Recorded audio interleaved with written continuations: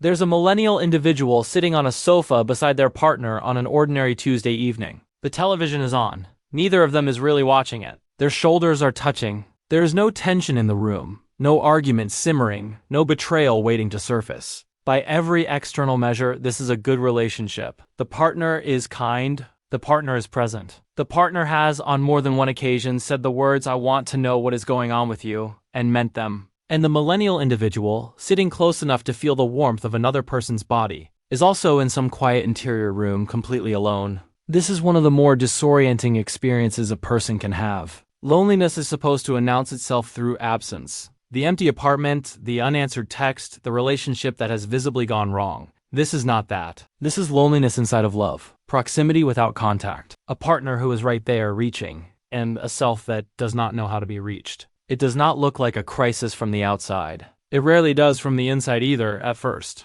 It looks like a slightly quiet evening. It looks like someone who said "I'm fine" when they were not quite fine, and neither of them noticed the gap. Because the gap has become so familiar, it no longer registers as a gap. To understand where this comes from, it helps to look at what the millennial individual was taught very early about what closeness costs. The millennial individual grew up watching marriages that did not last. The divorce rate in the United States peaked in the early 1980s, and its aftershocks ran through the following 2 decades. A very large number of millennial individuals watched, at close range, a marriage that began with love and ended in a courtroom, a moving van, a Christmas split across 2 houses. This was not a rare event among their generation. It was closer to a shared condition. Children absorb conclusions from what they watch, even when nobody states the conclusion out loud. And the conclusion many millennial individuals absorbed, watching their parents' marriages dissolve, was something like this: love is not reliable. The people who promised forever did not deliver forever.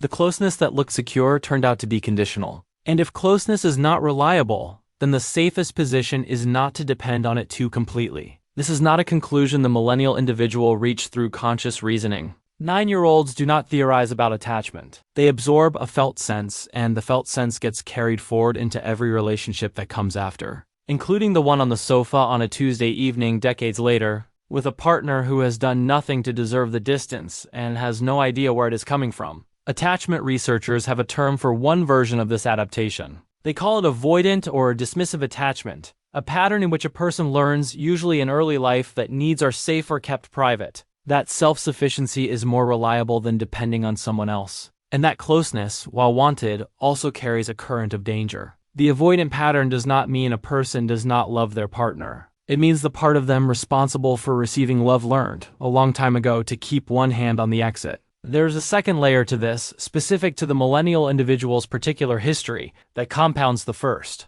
The same generation that watched their parents' marriages end also came of age believing they needed to build an unshakable, independent self before they would be ready for anyone else. Self-sufficiency was not just a defense against unreliable love. It became, somewhere in the late 2000s and through the 2010s, an aspiration in its own right. Be whole on your own. Do not need someone to complete you. Build the career, the apartment, the identity, and then, only then, let someone in. This message is not entirely wrong. There is real wisdom in not outsourcing your sense of self to another person. But the millennial individual absorbed a version of it that went further than intended. Not just be whole before you love someone. Stay whole regardless of how close someone gets. Never let the needing show. Never let the relationship become a place where you require something you cannot provide for yourself. And so the millennial individual entered adult relationships with a very specific operating instruction. Love them, support them, be present for them, and continue.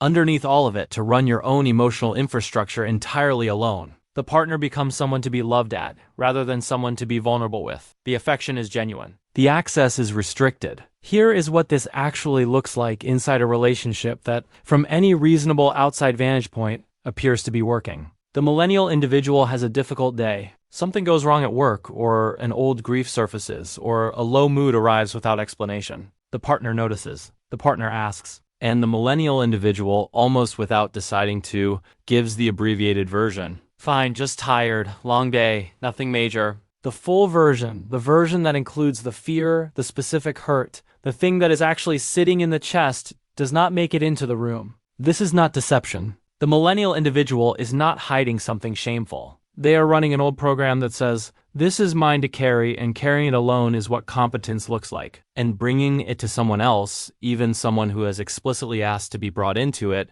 would mean becoming a burden. The partner, on the receiving end of this, experiences something specific and disorienting. They sense that there is more. They feel the gap between the small disclosure and the larger silence behind it. And because they cannot see what is being withheld, they are left in the position of loving someone who will not fully let them in, with no clear sense of why, and no clear way to ask that does not sound like an accusation. Over months and years, this pattern produces a particular kind of relational architecture. The couple functions. They are kind to each other. They build a life together. The apartment, the routines, sometimes children, sometimes a shared business or a shared mortgage. But underneath the functioning architecture, there is a room that one person has never been let into. And the person who built that room, the millennial individual, often does not consciously register that the room exists. It is just how things have always been. It does not feel like withholding, it feels like privacy. It feels like being fine. Psychologists describe a related concept called emotional bids.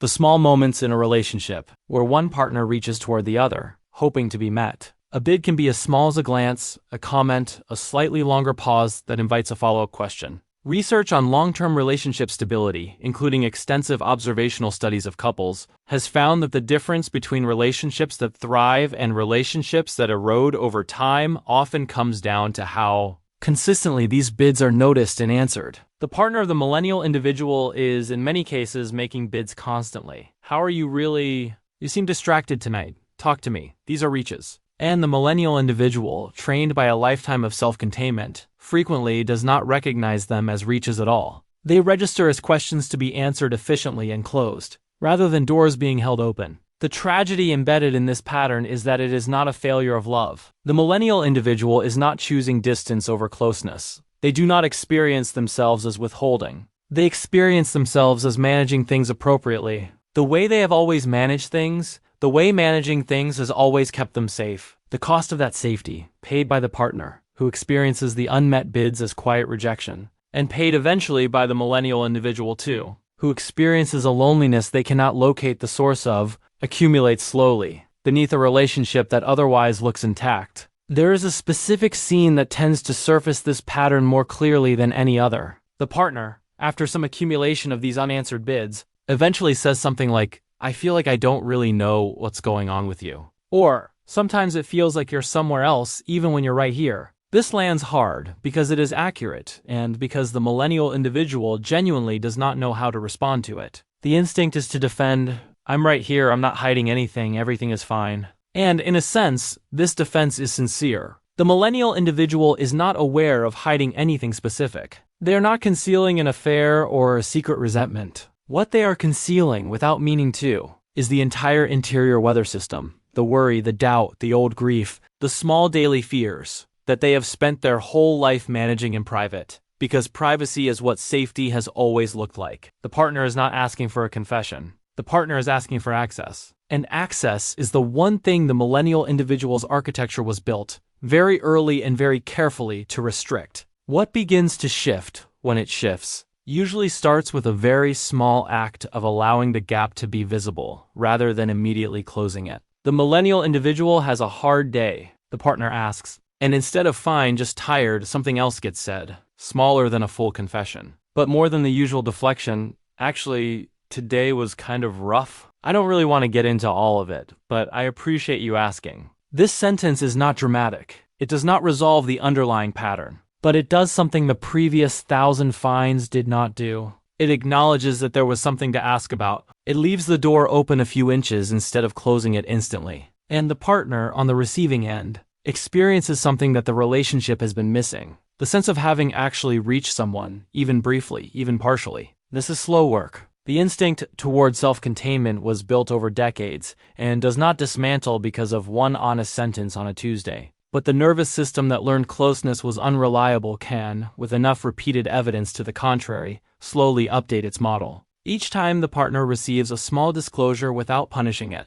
without making it bigger than it was, without using it later as ammunition, each time, the old prediction that vulnerability leads to harm gets a small piece of counter-evidence. The model shifts, not quickly, but it shifts. There is a particular kind of repair available to the millennial individual who recognizes this pattern in themselves, and it does not require becoming a different person. It requires a willingness to occasionally let the actual weather show through the forecast. The competence does not have to go. The independence that was built, often for very good reasons, does not need to be dismantled. What is available is something additive rather than substitutive. Alongside the capable, self-sufficient self, a small ongoing practice of letting one specific person see the parts that are not fine, not everyone, not all the time. One person, sometimes on purpose. The partner on the sofa on an ordinary Tuesday evening does not need the millennial individual to become someone who cries openly or processes every feeling out loud. They need more simply to occasionally be let into the room, to be trusted with the unedited version even briefly, even imperfectly. The millennial individual who learned that love was unreliable did not learn something false exactly. Some love was unreliable. Some of what they witnessed really did end badly. But the conclusion they carried forward, that all closeness carries the same risk, that the safest love is the most contained love, was a generalization built from a specific and painful sample. It does not have to describe every relationship for the rest of their life. It can be revised, slowly, in the company of someone who keeps showing up, asking the real question and meaning it.